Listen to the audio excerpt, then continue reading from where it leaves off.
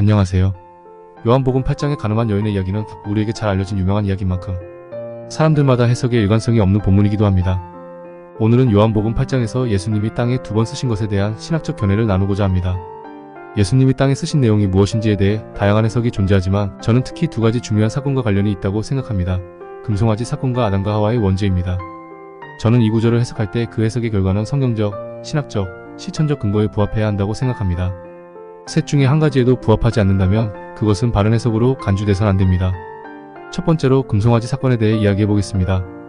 출애굽기 32장에 따르면 이스라엘 백성은 모세가 시내산에서 하나님의 계명을 받을 동안 금송아지를 만들어 숭배했습니다. 이는 이스라엘 백성이 하나님을 배신하고 우상 숭배를 한 중대한 죄로 성경에 기록됩니다. 이 사건은 십계명을 받으러 간 모세가 산에서 내려와 십계명 돌판을 깨뜨리고 금송아지를 부수며 백성들에게 회개를 촉구하는 장면으로 이어집니다. 이 사건은 단순한 우상 숭배 이상의 의미를 가지고 있습니다. 절대적 창조주이신 하나님을 놔두고 다른 우상을 만든 것은 마치 진정한 남편이 있는데 그 남편을 놔두고 다른 남자를 찾아 위안 삼은 간음 행위와 같습니다. 이렇게 간음이라는 죄가 성립됩니다. 그러므로 금송아지 사건은 유대민족의 조상들이 지은 대표적인 범죄로서 하나님의 신실하심을 배반하고 하나님을 놔두고 간음을 범한 사건으로 이해할 수 있습니다. 예수님이 이 사건을 모두에게 연상하게 할 글을 땅에 쓰심으로써 청중들이 고발하러 나온 이 제목이 그들과 상관없는 죄가 아니라 민족이 보편적으로 하나님께 범죄한 모두의 죄라는 걸 상기하게 했을 것이라고 생각합니다. 두 번째로 아담과 하와의 원죄입니다. 창세기 3장에서 인류의 대표 조상인 첫사람 아담과 하와는 뱀에게 속아 하나님과 맺은 언약의 금기를 어기고 선악과를 먹음으로써 하나님께 범죄하였습니다. 이 사건은 죄의 기원과 에덴으로부터 추방된 인간을 설명하며 모든 인간이 아담과 똑같은 범죄한 죄를 가진 존재로 태어났음을 상징합니다. 예수님이 이 사건을 땅에 쓰셨다면 이는 청중에게 그들 또한 인류의 첫 조상인 아담과 하와와 같은 죄를 지은 존재임을 상기하게 했을 것이라고 생각합니다. 이 간음이라는 죄가 유대 민족에게만 국한된 것이 아니라 그곳에 모인 청중 가운데는 비유대인 교인들인 이방인들도 있었을 것입니다.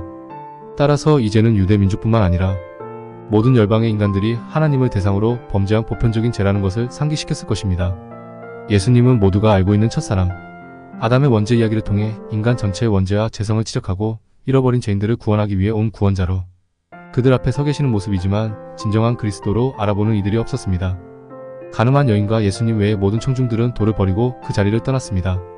이는 그 자리를 회피함으로 앞에 서 계신 그리스도 앞에서 진정한 회개의 자리로 이어지지 않았다는 걸 의미합니다. 당시 예수님 주위에 있던 사람들은 유대인들과 비유대인으로서 모두 메시아를 대망하는 사상을 공유하고 있었습니다. 율법과 구약 성경에 대한 깊은 이해를 가지고 있었습니다. 따라서 금송아지 사건과 아담과 하와의 원죄 이야기는 당시 모든 사람들에게 익숙하고 공유하고 있을 내용이었기 때문에 예수님이 땅에 이 사건들을 쓰셨다면 그 의미를 즉시 이해했을 것입니다.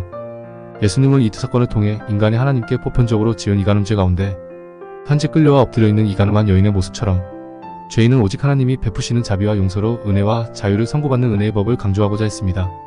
이는 간음하다 잡힌 여인을 정죄하려는 사람들에게 예수님이 이 죄가 그들 모두의 죄라는 걸 상기시키며 회개를 촉구하고 하나님의 용서를 보여주려는 의도였습니다. 요약하자면 예수님이 요한복음 8장에서 땅에 쓰신 것이 금송아지 사건과 아담과 하와의 원죄와 관련이 있다고 생각합니다. 이는 청중에게 모든 이들이 하나님을 대상으로 간음죄를 지은 죄인이며 그 죄는 진정으로 오직 그리스도께서 죄인을 받아들여주는 용서와 자비를 통해서만 해결될 수 있다는 중요한 신학적 메시지를 전달하기 위한 의도였습니다. 1차적으로 성경에서 말하는 간음죄는 하나님과 인간 사이에서 인간이 하나님을 대상으로 지은 불의한 사건을 다룹니다. 이 죄는 인류 보편적으로 하나님에 대한 우리 모두의 죄였습니다. 저는 이 해석이 성경적, 신학적, 실천적 근거에 가장 부합한다고 생각합니다. 여러분도 이 견해를 바탕으로 요한복음 8장을 다시 한번 깊이 있게 묵상해 보시길 바랍니다. 감사합니다.